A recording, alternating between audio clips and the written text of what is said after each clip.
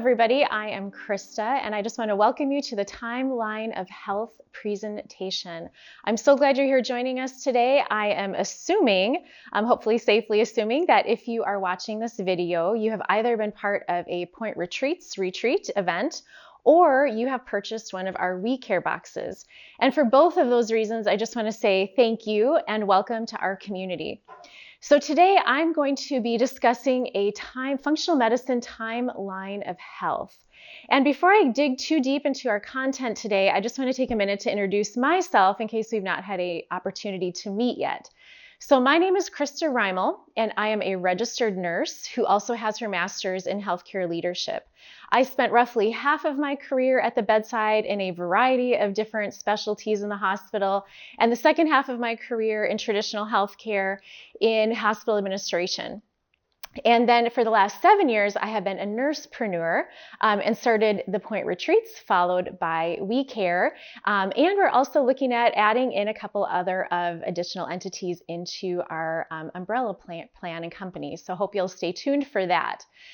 So with that, I just want to share that it was really during my time as director of diabetes care and endocrinology for a large healthcare system with multiple hospitals and clinics, where myself and our team of about 75 people took care of 40,000 patients with type 1 or type 2 diabetes, that I found myself really compelled to this particular tool.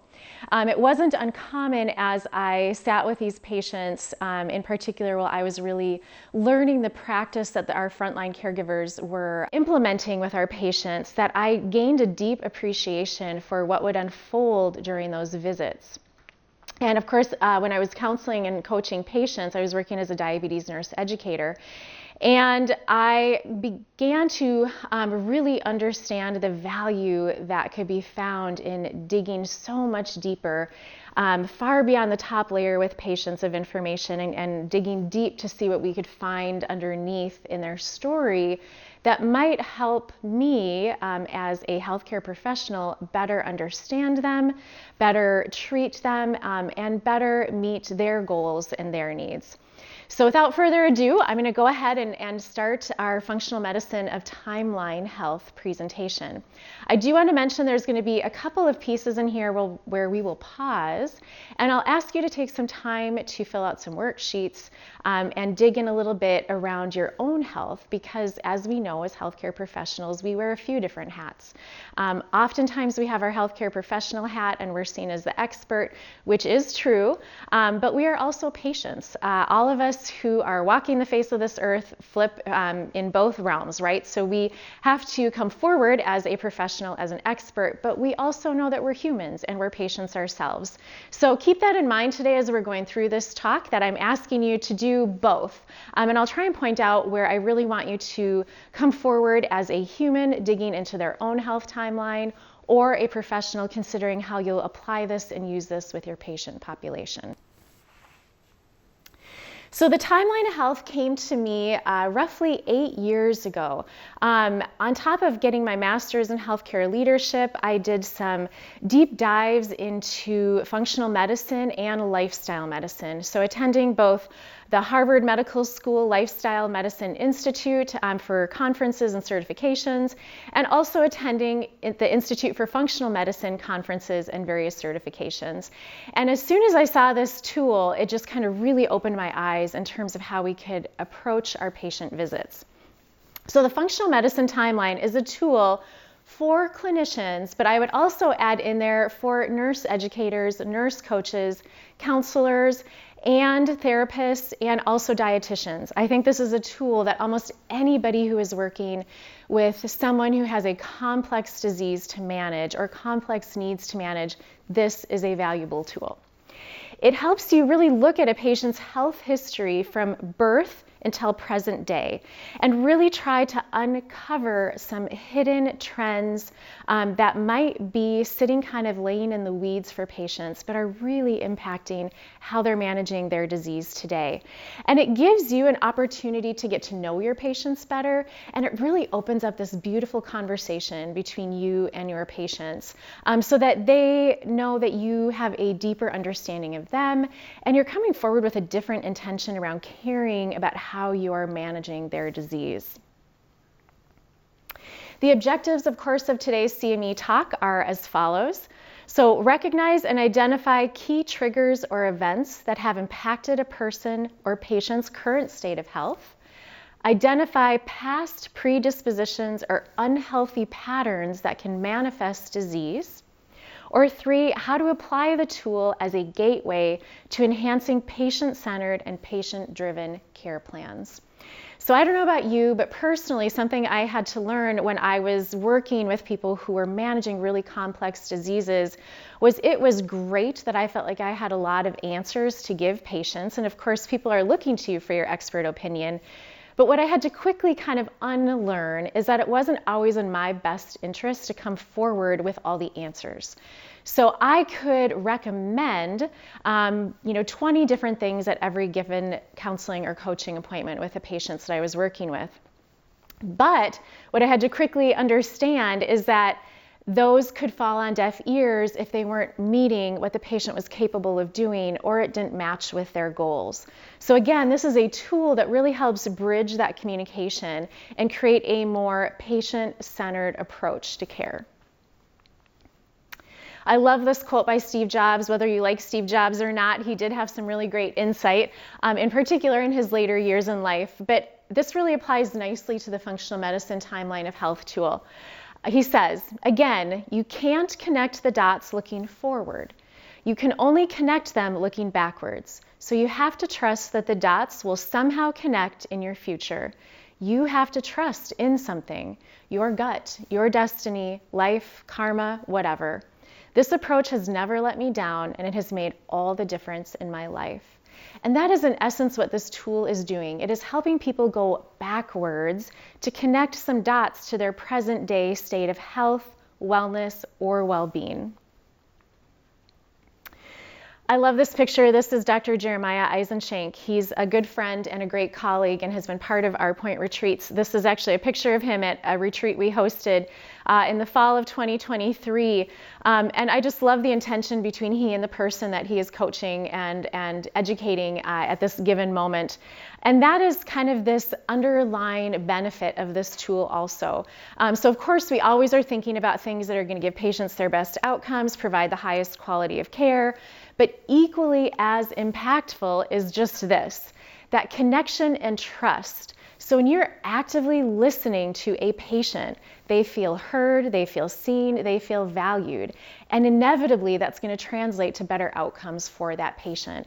And this tool by nature just happens to allow that to evolve between the practitioner and the patient. It allows you to discover some vulnerabilities in a patient's story. It helps establish trust. It builds this interpersonal connection that I have yet to see unfold as beautifully as it does with this tool. So as clinicians, coaches, therapists, dietitians, nurses, we're kind of trained in school to really focus on the symptoms that people present with. And although that is incredibly important, as we all know, the longer you're in medicine or healthcare, the more you understand that that's one layer typically to the problem that's coming forward. So of course, when someone presents in your office, your clinic, your hospital, you might see a diagnosis on their medical history of diabetes, cancer, arthritis, fibromyalgia, heart disease, obesity, autoimmune disease. And in traditional medicine, for a multitude of reasons, we often get kind of stuck there. We see the disease, we treat the symptoms. This tool is really to help you look at what is underlying those diseases, because those diseases don't manifest themselves for no reason. Of course, we know there's a multitude of complex direct correlations between the diagnosis of a disease and the time leading up to disease. But it's really important that we don't just get focused and stuck on the disease process and symptoms themselves. So what precipitated this disease prior to its diagnosis? So I can tell you from being in the diabetes world for a long time, when I would have the time, which I get as a luxury in healthcare, and I'm going to talk a little bit about that throughout this seminar, but when I had the time or took the time to really dive into the patient's story and their life, I would say 9 out of 10 times what I would find in that patient's story was within a year to 3 years of the onset of a new diagnosis of diabetes, there was some major life moment that happened to that individual, whether it was a job change, whether it was a move, whether it was the loss of a loved one, a divorce, a new baby. All of these things just create a different stress load in our life. And whether it's genetics, whether it's lifestyle, whether it's a combination of them, it can lead to the opportunity to manifest itself in disease, especially when that person doesn't have those dots connecting, that staying in a hyper state of sympathetic stress without having anything come into life to try and mitigate that. It can lead to chronic disease. So in your presentation, you are going to have a couple of attachments, and this is going to be one of them. So this is the medical symptoms questionnaire, and I'm going to ask you to take maybe 5-10 minutes to fill this out. In essence, this is going to go through just some kind of big picture symptoms that can happen within our separate body systems. So if you can just take 5 to 10 minutes, also we'll pause here. If you don't have this printed out, I would take a moment and go ahead and print this out. Take 5 to 10 minutes to work on this because this will be relevant throughout this timeline exercise for you. And in doing this, I want you to put your human hat on, not your healthcare professional hat on. I want you to look at this from what you are currently experiencing. This asks for what you have been specifically experiencing in terms of any symptoms over the last 14 days. So over the last 2 weeks, if you can go ahead and write, I've 1, occasionally have had this symptom, 2, occasionally the effect is severe, 3, I frequently have this symptom, its effect is not severe, or 4, I frequently have this symptom and the effect of it is severe. If you can go ahead and fill this out and total it up, and then we will take a few minute break and we will be right back to apply this information.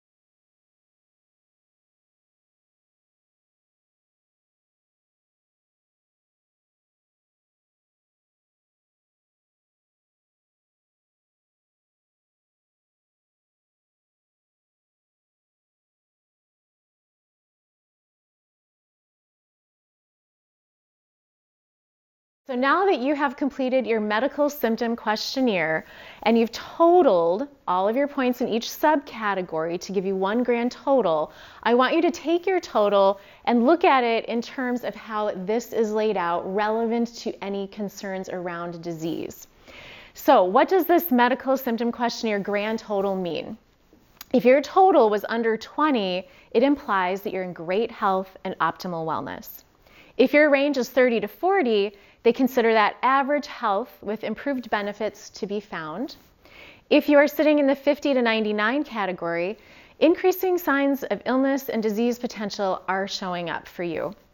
If you're 100 or greater, you're exhibiting major signs of and symptoms of illness, disease, and disability. My guess is if you're sitting in this category, you're somewhat aware of this, and hopefully it's not coming as a complete surprise.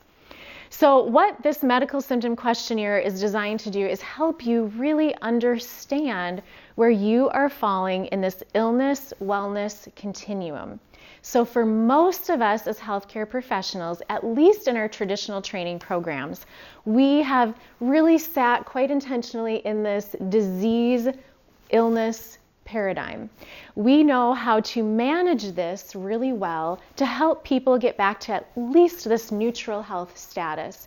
In particular, if you're working in an acute care setting, a hospital setting, you are going to be spending a bulk of your time even over here in this very severe symptom stage of disease and illness.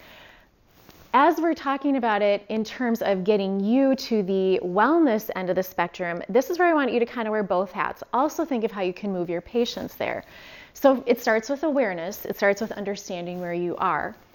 With the number that you got, you should be able to see, am I kind of midline? Am I more towards disease and illness? Or how far am I over to the optimal wellness angle of this continuum?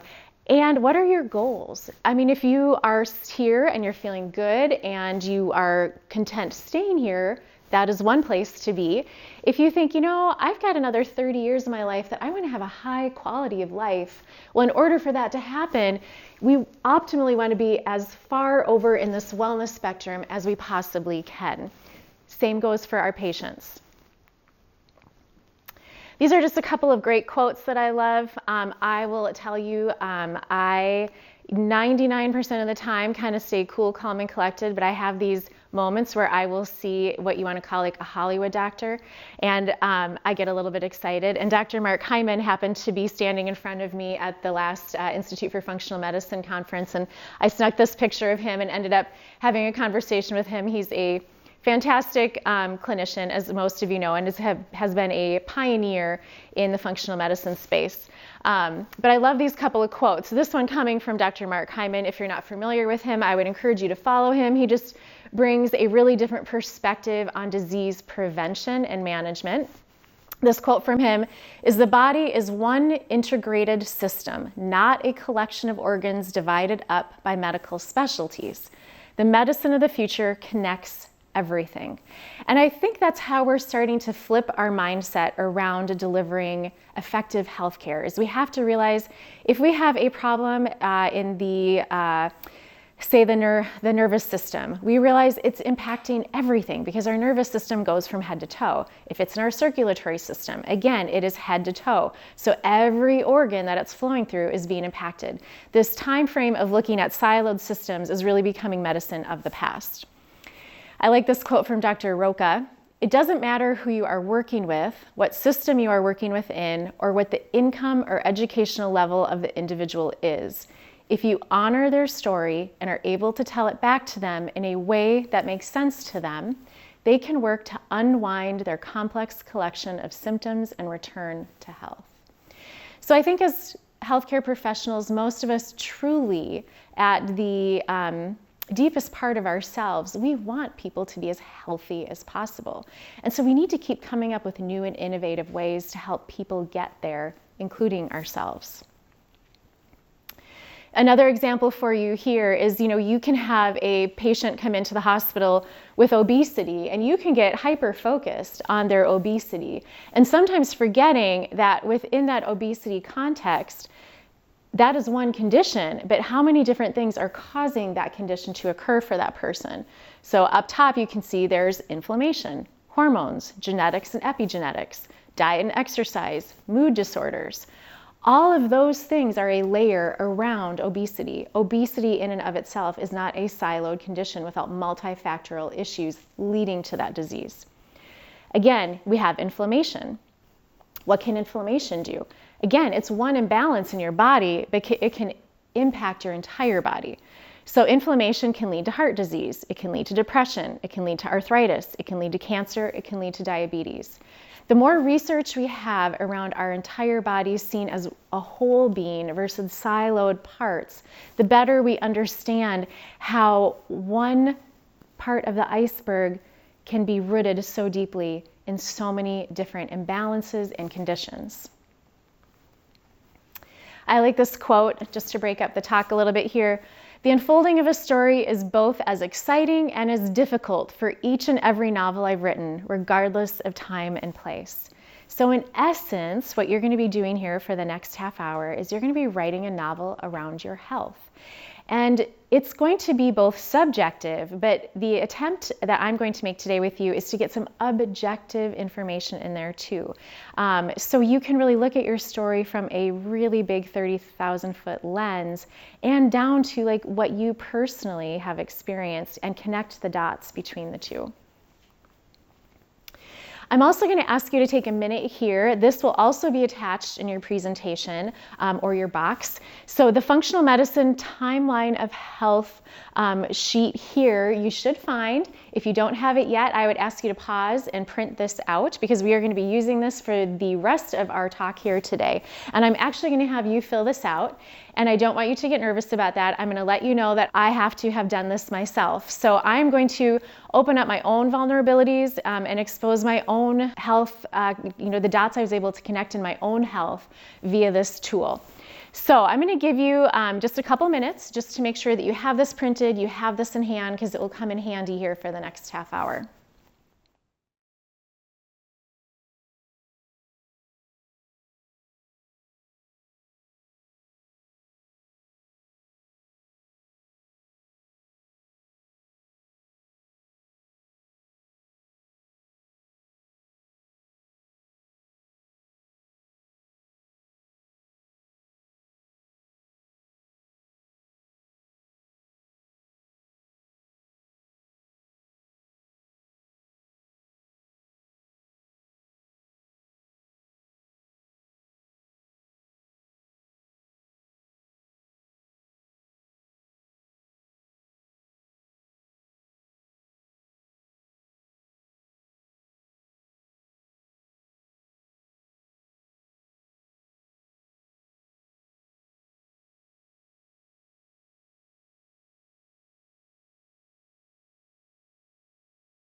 So now I'm going to have you go ahead and take your medical symptom questionnaire, reference back to that, and any really signs or symptoms that jumped out at you as being problematic.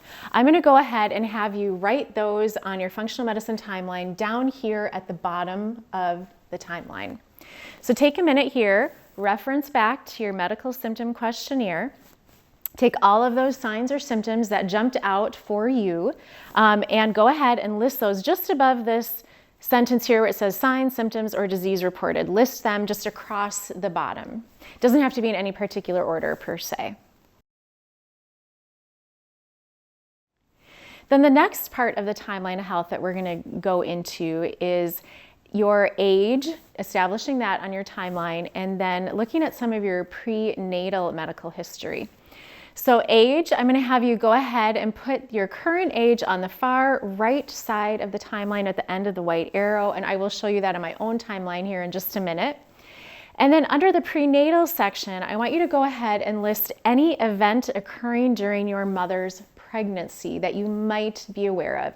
If you don't know anything, it is so fine to leave it blank.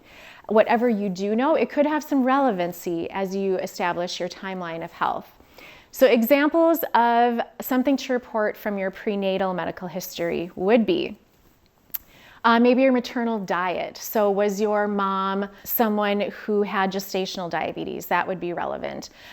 Did your mom have trouble having enough resources for food? Did your mom eat a high sugar, high carbohydrate diet? Anything like that would be relevant to note. Maternal first or secondhand smoke. Maternal stress, maternal infection or illness, weight gain or lack of weight gain out of the norm that we expect during pregnancy, maybe maternal trauma, and that can again be psychosocial, that can be emotional, that could be physical trauma. These are all factors that influence our developing DNA and genetic blueprint. We're established with these at birth based on what happens during our time in utero. So you can see how these play out for myself on my timeline. So I reference putting your age down. I am not 43, I'm a couple years older than 43 now, but last time I did it, I was 43. So you can see that in that arrow there. And then what I know about my mom's pregnancy with me is limited, but I do know that my dad was a heavy smoker. So I know that my mom had constant exposure to maternal secondhand smoke. So I put that in my preconception prenatal area box here. So you can take a couple of minutes and fill yours out, and then we will resume and carry on in our timeline.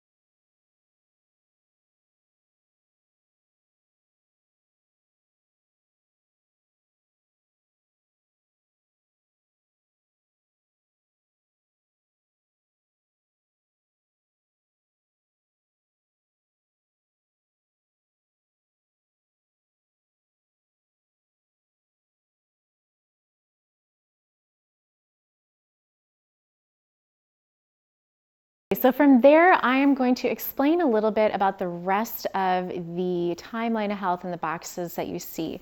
So we are going to go into the definitions around ATMs. And so what those are antecedents, triggers, and mediators.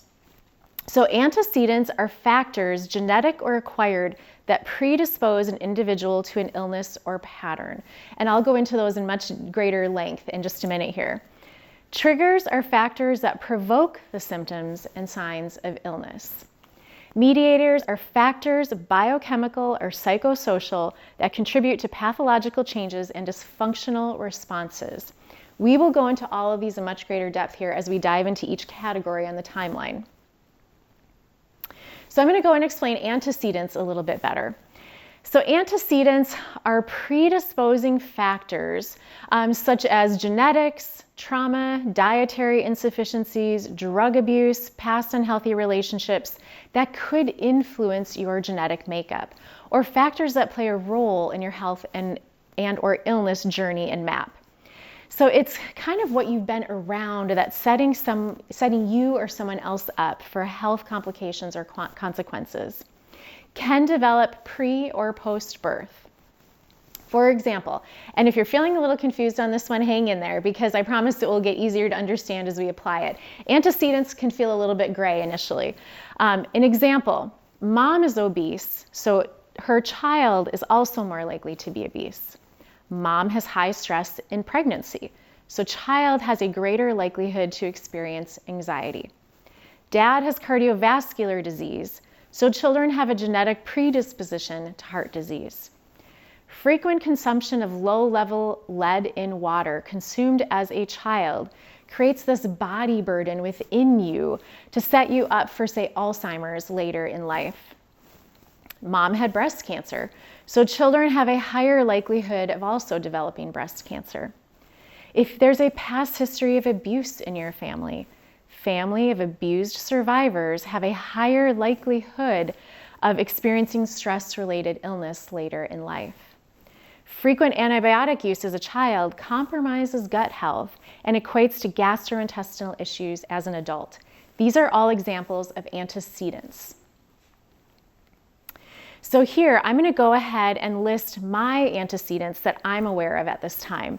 So there is Alzheimer's in my family. My grandmother passed away from Alzheimer's and my mother passed away from Alzheimer's. There's heart disease in my family. My dad had quadruple bypass and quite a few different coronary diseases. Breast cancer is also very prevalent in my family, both in my maternal side and my paternal side. So these I have put under my antecedents. So I'm going to ask you to pause here for a moment and go ahead and fill out your antecedents to the best of your knowledge.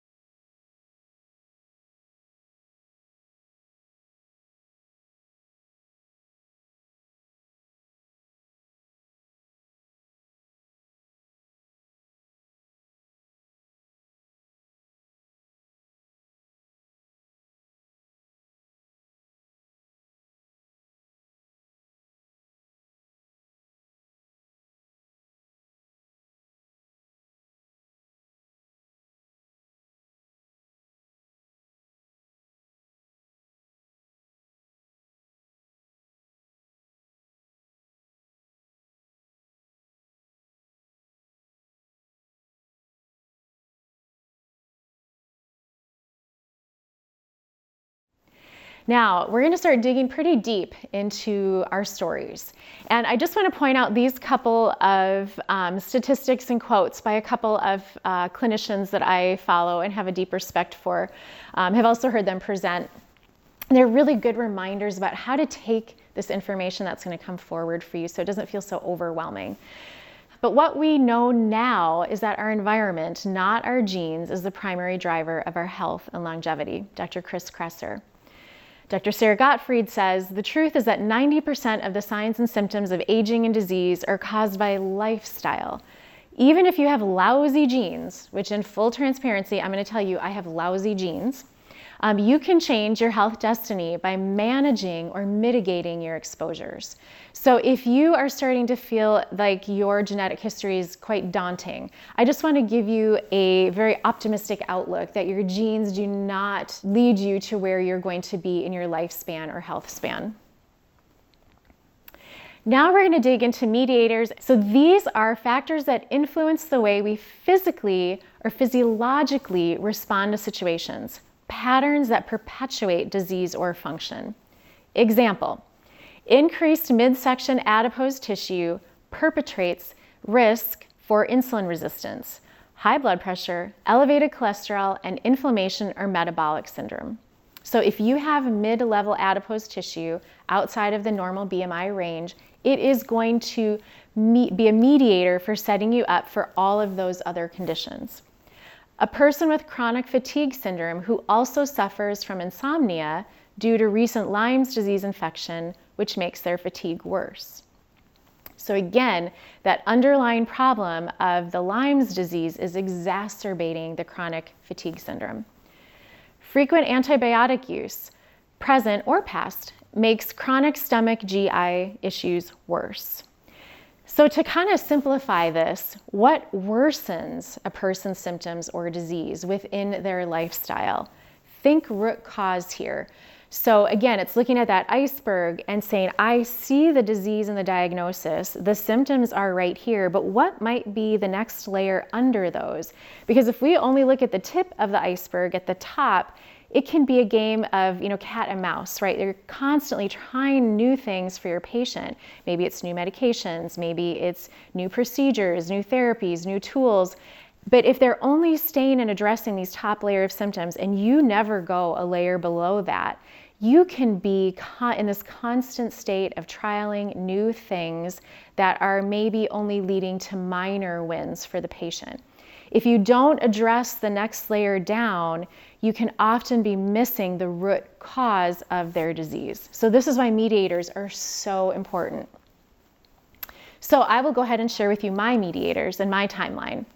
So as a child, post-birth, more sensitive stomach and GI issues as an adult was frequent antibiotic use. So I had frequent ear infections, I had some frequent UTI problems, and so I had to be on antibiotics probably more than your average kid. And that led to having more stomach and GI issues as an adult. So that's my example of a mediator. So I'm going to go ahead and ask you to take a couple of minutes here and fill out yours. So we'll pause for a minute here so you have some time to complete your page here.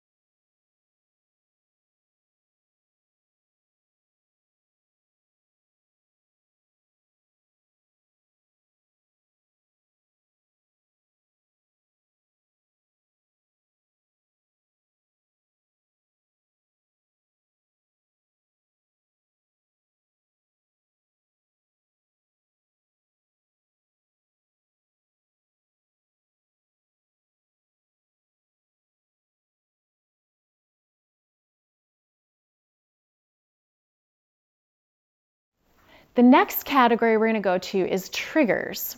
And these tend to be a person, place, or thing, really an event in your life. So something that has happened that impacts your health, like a big life event. So examples of that would be a relationship change, possibly a divorce, a change in job, maybe toxic coworkers or a toxic work environment. A recent marriage. They're not always negative. So a recent marriage, a death in the family, caregiving for a loved one who is sick. Moving is also a big life event and can be a stressor, positive or negative. Maybe it's an accident or a exposure to a toxin. All of these fit into those things that can trigger a health event. That's a little bit of what I mentioned earlier in my work with patients with diabetes. It was very common when I could take just a little more time with them that I would uncover or reveal a trigger that they or I had not put together as being a cause and correlation with their diagnosis of diabetes as a new diagnosis. Things that you'll commonly hear around a trigger are, after the move, this started for me. After I started the new job, I noticed this. After my divorce, I started to experience this. It's kind of like this tipping point for you. It's a memorable moment where you feel like, gosh, my health trajectory really changed from this point on. So when things shifted, it became this, I've been less well since this moment. And interestingly enough, I'm going to ask you to establish a less well point here soon. But before we go there, I'm going to show you my own personal triggers that I could identify for my first 43 years of life. So I was not breastfed, which as healthcare professionals, we understand the health implications around that. I was also, as my mom was, exposed to daily secondhand smoke up until probably about the 15 years of age. I had frequent antibiotic use as a child. I tore my ACL and my LCL and meniscus at the age of 15. At the age of 19, I very unexpectedly, my husband and I became parents, and I was doing college and parenting at a very young age at the same time. At the age of 29, our second daughter was born, but she was born with a condition called craniosynostosis, which led to a couple of years of very intense medical treatment for her. My third daughter was born at the age of 34, and actually during my pregnancy with her, I developed gestational diabetes. At 36, I returned to college to get my master's while working full-time with 3 kids. At 37, both of my parents were diagnosed with terminal illnesses. At 37, I also decided to take a larger role within our healthcare system as a hospital administrator. At 39, I left my last role in hospital administration to take care of my parents full-time. And my dad passed at 41, and then I quickly, along with my sisters, became caregivers of our mom, who also had a terminal illness of Alzheimer's. And then at 42, I decided to become an entrepreneur. So there are some good and hard moments in all of these, but all of them I could identify as being potential triggers in changing the trajectory of my health. So I'm going to have you take a minute here and list out your triggers. I would try and go in a chronological order and as early back as you can recall, if you can start there and then end with your most recent trigger that you can identify. If this takes you longer, don't worry. Please feel free to pause and take time with this, as much time as you need.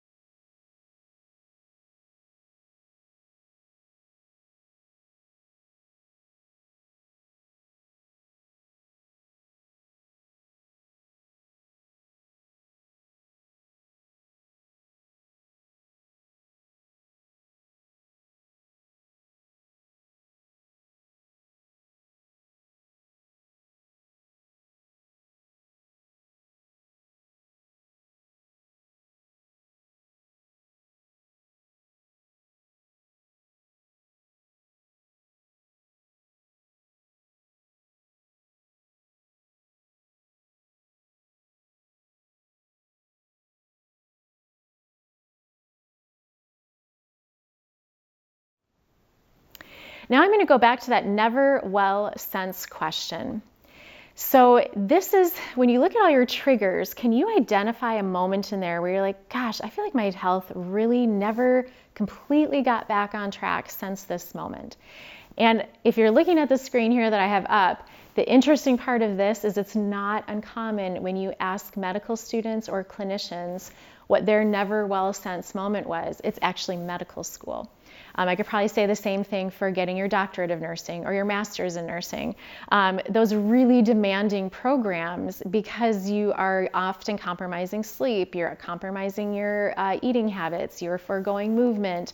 A lot of things are changing in order to accomplish that goal. And it's not that that goal is bad, But if you don't have that opportunity to be aware of it when it's happening, you can't mitigate it. And it can become a never well sense moment. So if you can identify a never well sense moment on your triggers, I want you to go ahead and just reflect on that. And then I'm going to show you mine.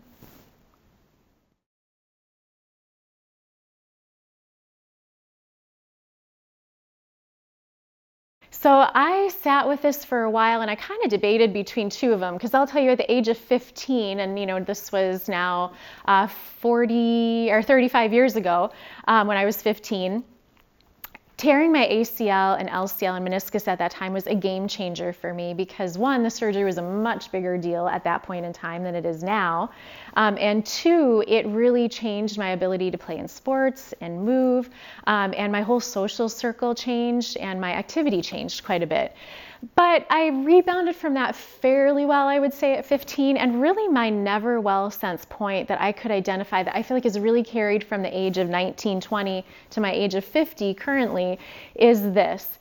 And I say this a little cautiously because my oldest daughter is a wonderful, lovely, beautiful human. It is nothing about her, but it is the fact that I had an unplanned pregnancy at that time, that I was in the middle of getting my undergraduate degree, also living thousands of miles away from my home and my family, who were based in Minneapolis, and I went to school at that time out in Seattle, Washington.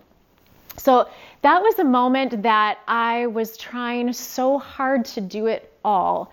And I thought I was doing it all fairly well for being a young mom, and I think I was. However, I was foregoing almost every piece of my own self-care in order to care for our daughter, and to be able to complete my college program at the time. And so I established a lot of patterns in that window of time, although they were helping me cope with the circumstances at the moment. They had a definite negative impact on my own health.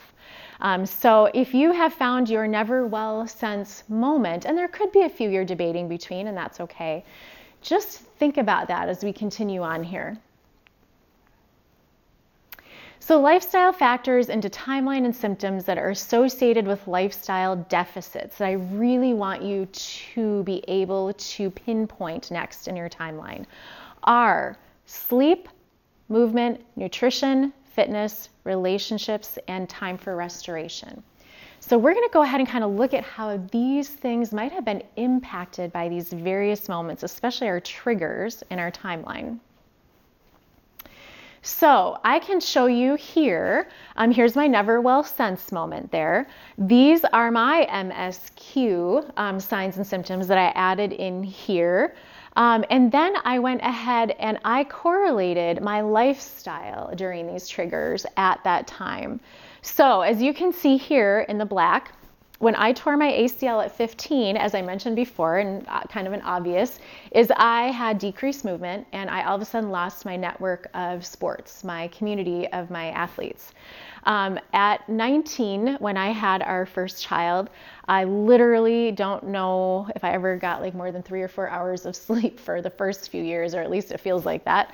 And we also had a high relationship and situational stress because my husband and I had an unplanned pregnancy. We were not planning on getting pregnant at the age of 19 and 20 in the middle of our undergraduate degrees. So a lot of high stress with that, on top of being so far away from our family and support systems and trying to make that work.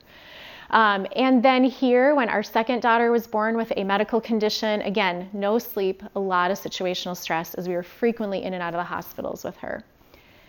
Here again, working on getting my master's, had a full-time job, and what did happen there again was little sleep and a lot of situational stress. Just going to kind of take this whole curve here of my timeline, and between parents being diagnosed with terminal illnesses, taking on a bigger job, then taking on full-time caretaking for my parents, and then becoming a entrepreneur, again, little to no sleep and high job and family stress. So if you were here with me live, I would ask you this question: what lifestyle factor do you see coming up over and over again in my timeline? I'm going to guess, because you're a smart audience, you're going to get it pretty quickly. And for me, you can see it's sleep. So I grew up with a very driven and successful dad. And what I observed in my life watching his sleep patterns was he would forego sleep often at the sake of a deadline or a travel or a big board meeting or whatever it was. He would always forego sleep. That would be his first thing he would put to the side and kind of convince himself, I don't need much sleep. I'm good. I only need 3 or 4 hours. So that was modeled for me most of my life. So what I realized is in times of my own personal stress playing out, I was reverting to those poor lifestyle choices of always foregoing sleep. Now, sometimes life demands that you are going to have less sleep than you would like, ideally. But when you constantly put that as the first point of lifestyle that you're going to sacrifice, you bet you're going to end up having some symptoms that are going to go along with it. So, symptoms that kept presenting for me were headaches, stomach pain, some autoimmune conditions, some preeclampsia in my last pregnancy, and some gestational diabetes. And then actually in here, I had this time when you can see it was like kind of this perfect storm and tornado in my life where my body was so out of whack that I actually had to go on a longer course of prednisone and landed with 3 broken ribs when I was literally just trying to work out. And my body was just kind of on this like stress fatigue state, right? And even the few lifestyle things I was attempting to interject, it just couldn't receive it very well because I was so depleted. And so I could see here that the number one thing I kept foregoing with little to no mitigating it ever for a literally almost like 23, 25 year span ended up having some significant consequences. So I want you to take a minute here and look at how your lifestyle choices in the midst of all those triggers that you just laid out played out for you. So can you see any patterns just as I identified for myself? So when I did this, even though I had like this subconscious awareness that I had convinced myself I didn't need a lot of sleep, I would say I was a night owl. I, kind of prided myself on this. And I think if we're going to be honest with each other as healthcare professionals, there's a little bit of a badge of, I don't need a lot of sleep. Some of it's a coping mechanism because in healthcare, especially if you're in the hospital, you don't get enough sleep. But when you don't ever stop to look at the problems it's causing, it can lead to a lot of significant health problems. So for you, it might be sleep. For you, it could be nutrition. For you, it could be movement. For you, it's I never took time to restore and replenish my body. But try and go ahead and in your timeline, add in these lifestyle modifiers that actually became deficits for you during your time of triggers. So I'm going to give you some time to do that. You can go ahead and pause the screen. Please take as much time as you need to correlate your lifestyle deficits with your triggers.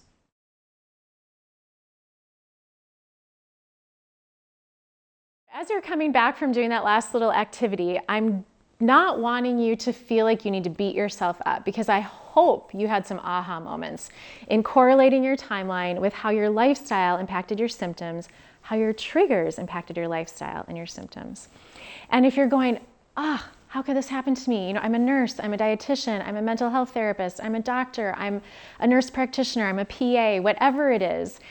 Yes, we are experts, but yes, we are human and life happens. The most important thing is to recognize those patterns and then to have the opportunity to mitigate them as best as you can. Same for our patients.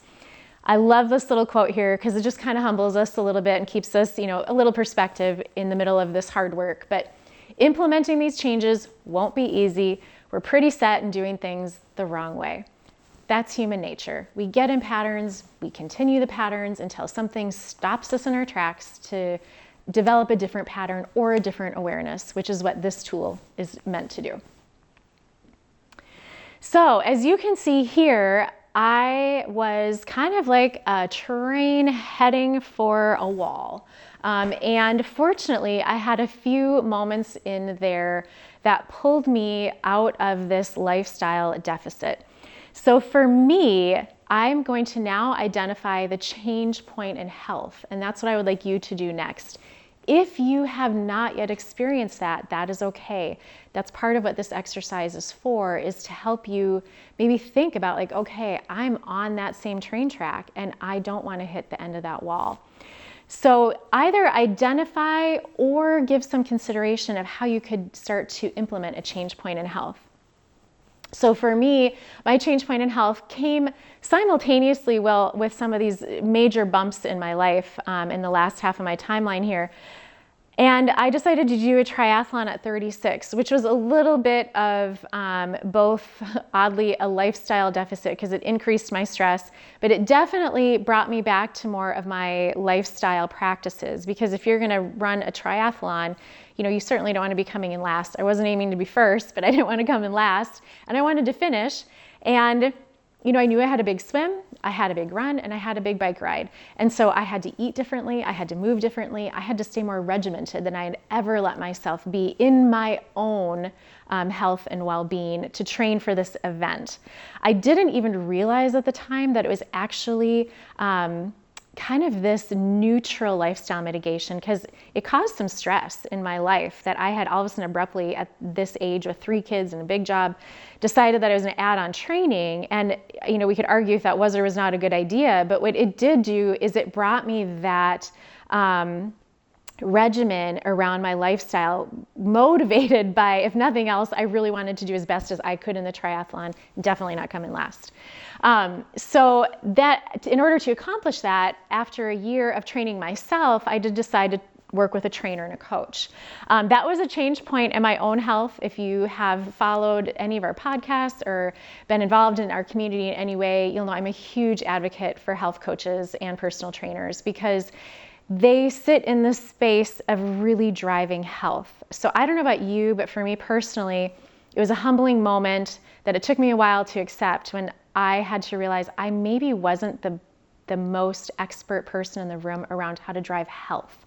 I knew how to treat disease, I knew how to help manage symptoms, but it took me a whole different set of unlearning and learning intentionally to know how to really drive health outcomes. So working with a personal trainer just opened my eyes to the disparity in what we learn in traditional healthcare settings and schooling and education.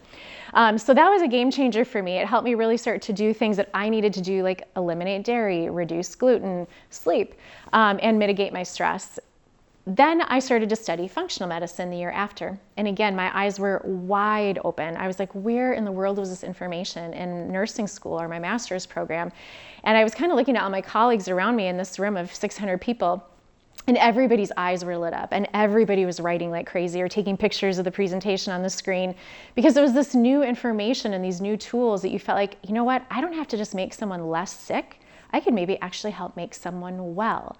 And that is a big driver for why I'm standing here today, was my time in the IFM conferences and education and meeting with those colleagues who had a very different outlook on how to drive, not just disease management, but drive health.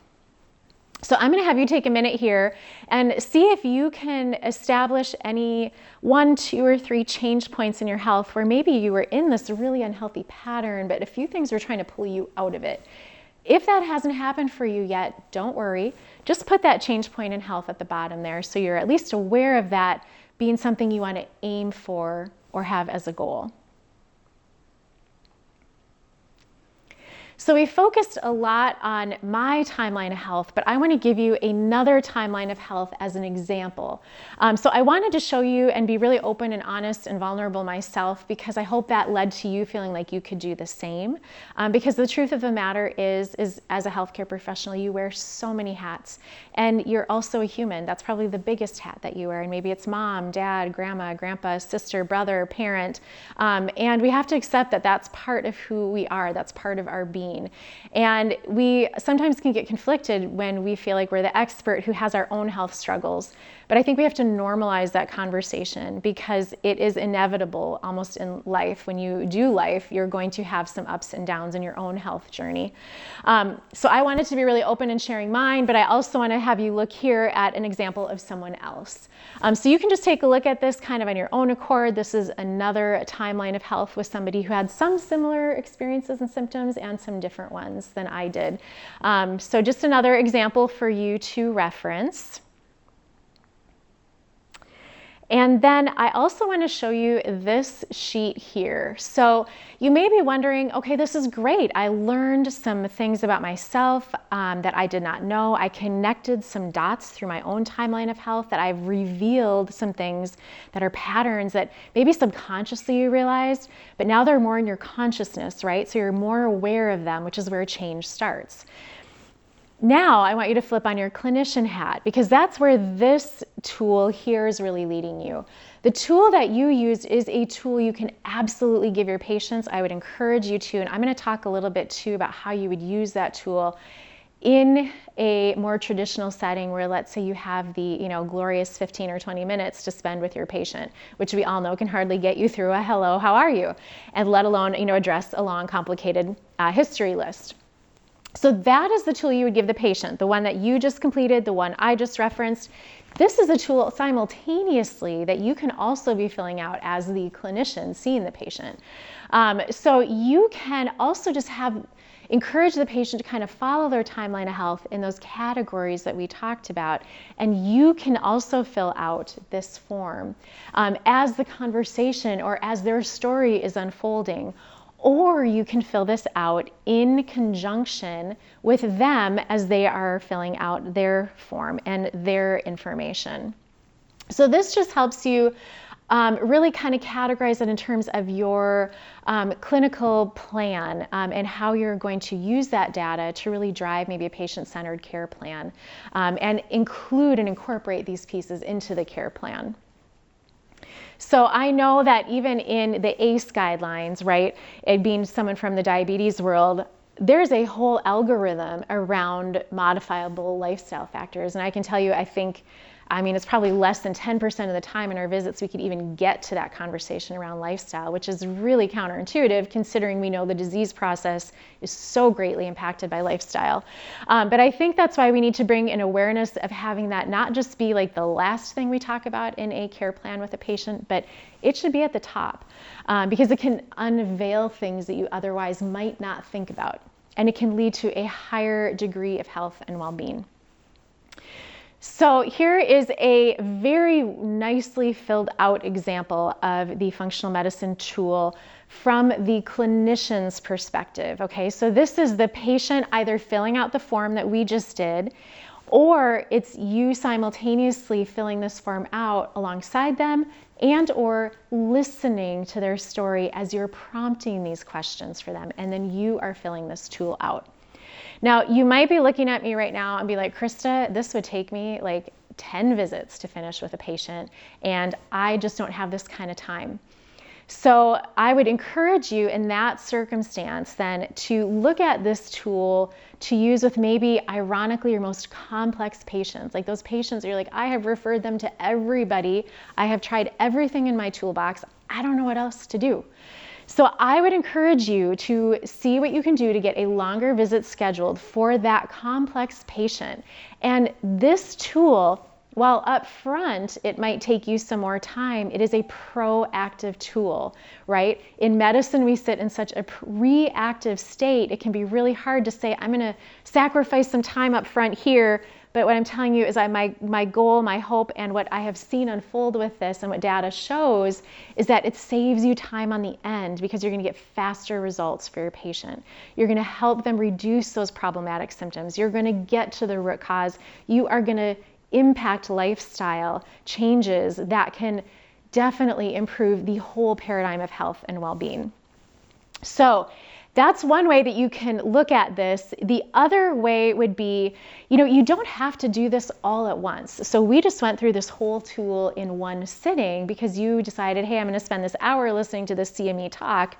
What you can also do with your patient is, if it's someone you know well, and you've had this hunch that there might be a little something more you need to dig, well, pick out that space. I think the triggers are a great space to start.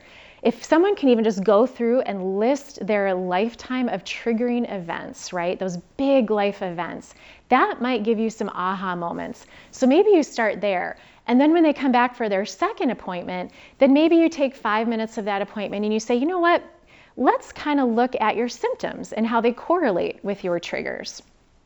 then maybe it's that third appointment that you say, you know what, let's take this one step further and let's add in your lifestyle deficits. And where do those fit in? Where were you doing your optimal lifestyle during this time of your timeline? Or maybe where were you having significant lifestyle deficits?